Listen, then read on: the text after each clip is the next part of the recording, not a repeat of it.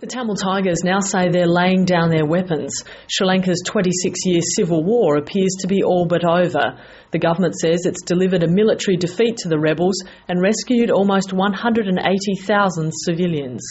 The military phase is over. The LTT has been militarily defeated. Now, the biggest hostage rescue operation in the world has come to a conclusion. But international aid groups hold grave fears for the thousands of civilians in the conflict zone and nearby camps. The United Nations Children's Agency says up to 250,000 people have been displaced. It's been an unimaginable hell. There couldn't have been a worse place on the planet to be than that very small stretch of beach over the last weeks.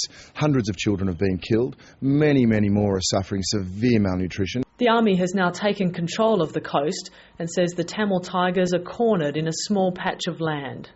After that, only the last remaining area, believed to be about 800 square meters, and the LTTE still having their fortified bunkers and firing from those locations.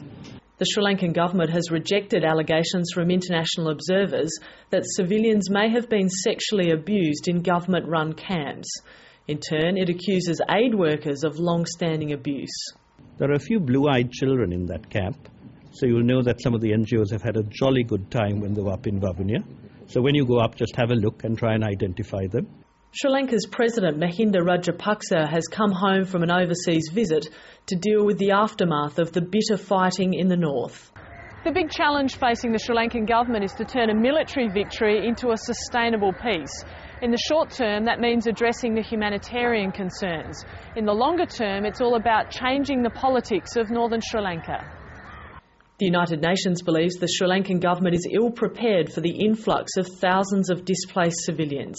But the government is promising to rebuild the shattered north of the country as soon as it can. Sally Sara, ABC News, Colombo.